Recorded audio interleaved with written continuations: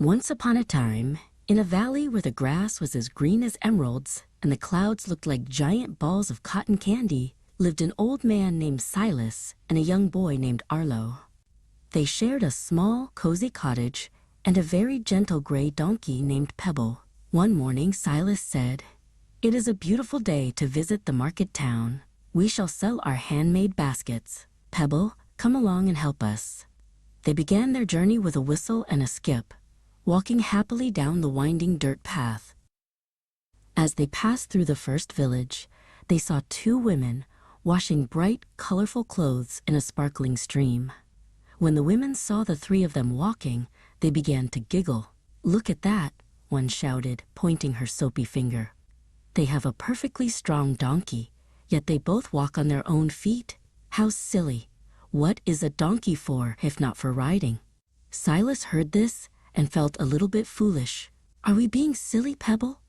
The donkey just flicked his ears in response. "The ladies have a point," Silas said, patting Arlo's shoulder. "Why should we tire our legs when Pebble is fresh?" He helped Arlo climb up onto the donkey's back. Arlo felt very tall and grand as he sat on the soft, gray fur. Pebble let out a small, happy huff and continued to walk at a steady pace. Arlo waved at the butterflies, dancing in the air, feeling like a little king on a throne, while Silas walked beside them, leaning on his staff. Soon, they reached a giant oak tree where two grumpy old men sat on a weathered wooden bench. When they saw Arlo riding while Silas walked, they scowled deeply. "Oh, look at the youth today," one man grumbled, shaking his heavy cane. "No respect for his elders. The lazy boy rides in comfort while his poor grandfather has to walk in the heat. What a shame!" Arlo heard them and felt his face turn as red as a ripe tomato. He looked down at his dusty shoes, feeling terribly guilty. "Oh no, I don't want to be disrespectful," Arlo cried, jumping down immediately. "Please, Silas, you must ride Pebble, and I will walk." Silas didn't want the people to think Arlo was lazy, so he climbed onto Pebble's back. The donkey gave a low hee-haw, as if to say, "Make up your minds." Arlo took the lead rope and began to pull. They walked along, thinking they had finally found the right way to travel, so that everyone would be happy, and the grumpy men would stop scowling. A little further down the road, they met a mother and her small child walking home from the bakery. When they saw Silas riding while Arlo walked, the mother gasped. "How heartless," she exclaimed, holding her child close. "Look at that big man riding at his ease while that poor little boy can hardly keep up. His little legs must be so tired. How can a grown man be so mean?" Silas felt a sharp pang of guilt. "Oh dear," he whispered. "Now I am the villain of the story." "My dear Arlo," Silas called out, "there is plenty of room for both of us. That way, no one can say we are being mean or lazy." He reached down and pulled Arlo up to sit behind him. Now, both Silas and Arlo were perched on Pebble. The donkey grunted, his legs feeling a bit heavier than before, but he kept walking. They felt sure that this was the perfect solution. Surely, now that they were sharing the ride, nobody would have anything bad to say. But as they approached the gates of the market town, a man named Mr. Pomp, wearing a very fancy tall hat, stepped into the road. He looked at Pebble and frowned. "Stop right there," he boomed. "Are you not ashamed? That poor small donkey is carrying the weight of two people. You are going to tire him out completely. You should be carrying him instead." A crowd began to gather, whispering and nodding in agreement with Mr. Pomp. "He's right," someone shouted.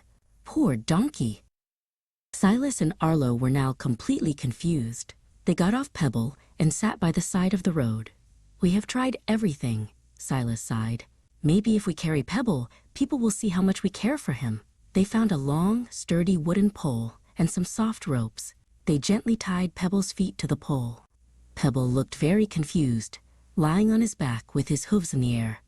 Silas took the front end of the pole on his shoulder, his face turning bright red with the effort. Arlo struggled with the back of the pole.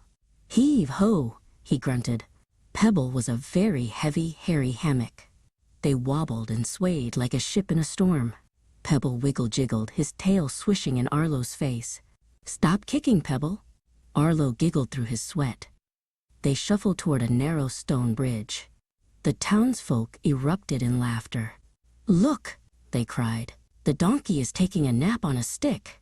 Pebble didn't like the laughter or the swaying at all. He began to squirm and bray.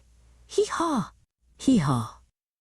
As they reached the middle of the bridge, Pebble gave one giant, panicked kick. Snap! The ropes gave way. Pebble tumbled through the air, his ears flapping like wings, and fell right into the river below with a giant splash. The water erupted in a tower of white foam. Silas and Arlo watched in horror. But luckily, Pebble was a very good swimmer. He popped his head up, paddled to the other side, shook a gallon of water off his fur, and trotted off into the woods to find some peace. Silas and Arlo stood on the bridge with empty hands and soaking wet clothes. They looked at each other and shared a long, tired sigh. Then Silas began to chuckle softly. "Well, Arlo," he said, "we tried so hard to please everyone that we ended up pleasing no one, and we lost our donkey for the day too." Arlo laughed and squeezed Silas's hand. "From now on," Arlo said, "let's just listen to our own hearts." They walked home together under the golden sun, finally happy to just be themselves.